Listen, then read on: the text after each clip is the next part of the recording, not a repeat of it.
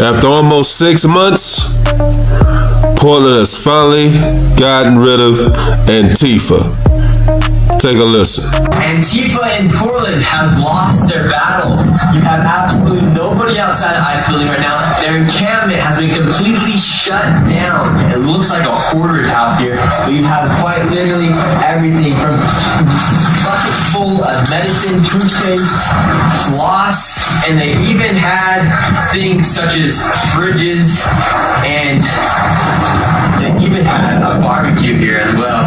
So the crime fighters in Portland decided to do their jobs and get rid of these agitators off the streets so the citizens could live in peace. Take a listen. How do you feel about this? Redemption. And you actually live here in this building.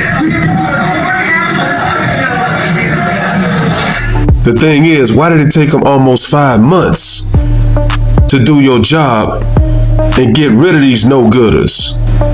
See, they knew Trump was coming.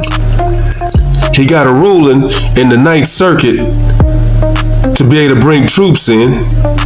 They just needed one more ruling, and the boogeyman was coming. So they figured, you know what? Let me get these guys out of here. And look at the Antifa guys dressed in black like ninjas. Time to go. It's time to go. You ain't gotta go home, but you got to get the hell out of here. The feds weren't done. They went to Philadelphia and they busted a drug kingpin right outside in North Philly. I think Meek Mill hang out there. Is it Meek Mill?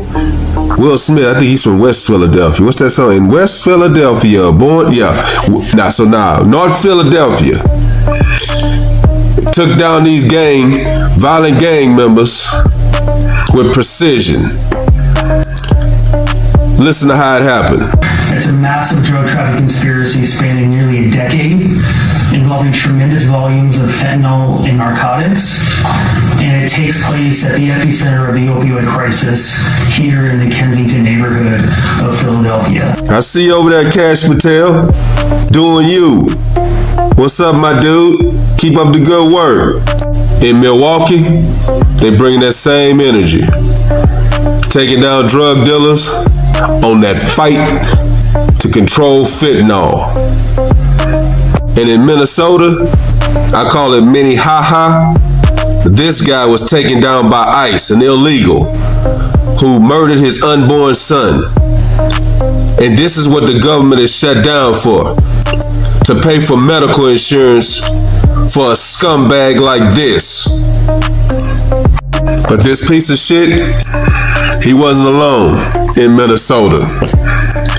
You had guys out here with sexual assault charges, human trafficking charges, incest charges, possession with the intent to distribute fentanyl.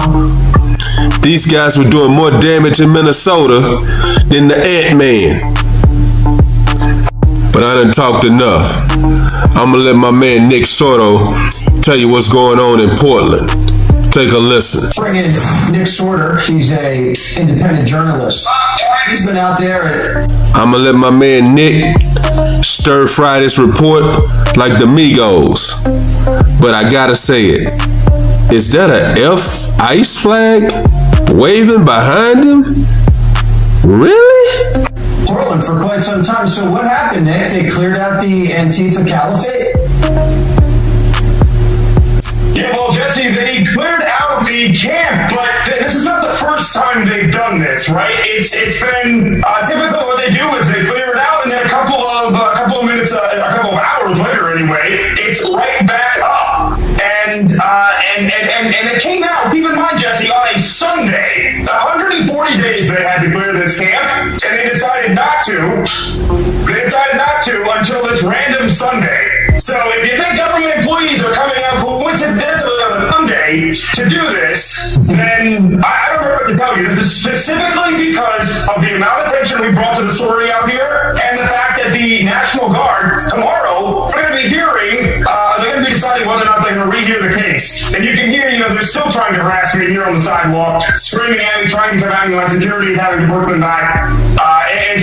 It's crazy out here, Jesse, when you have the Portland government trying to say that it's peaceful out here, when I'm not even allowed to be on a sidewalk and record, minding my own business, without people trying to attack me. Wow. All right. And keep in mind here, you've got you've got this safe house down the street here where violent criminals go to hide and to evade police at Antifa safe house, and police say it's too unsafe for them to go in there to catch these fugitives. So if you're saying that's too unsafe for even police to go in, the National Guard needs to be here. How do you even make the argument against that? So why don't the police just get a warrant and raid the safe house and just take care of business?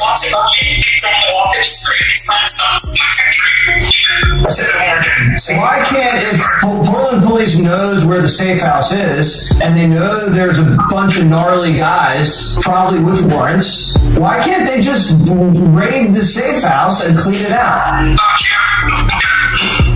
That's exactly what they said, Jesse. It's when they were called and told that somebody, a violent individual that went in and hit Katie Davenport, for example, when that person went and hit in that safe house, the Portland police actually told her on the phone that it was too unsafe for them to go in there. And so I guess that's why.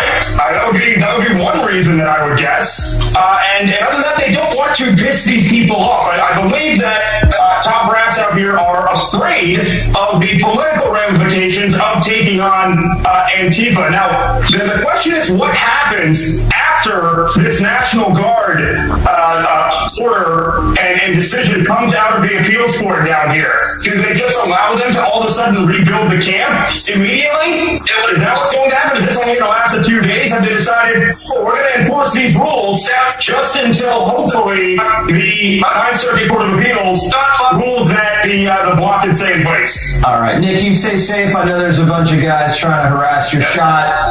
Just stay out of trouble, and we'll go back to you as this thing develops throughout the week. Thank you. Thank you, Jesse. Appreciate the inside reporting, Nick, on what's going on in Portland. So basically what he's saying is the reason why Antifa is running scared right now is because they don't know if the courts are going to rule in Trump's favor to put boots on the ground and get rid of these no good agitators. But he's saying that in a few days, if they rule against Trump, they'll be right back up doing all kind of terrorist things out there in that city.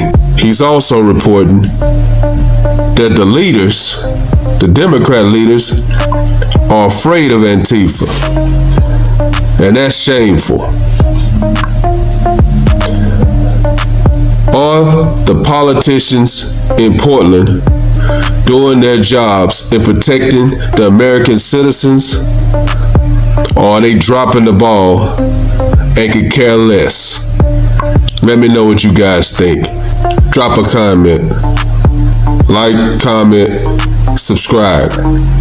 Follow God, not culture.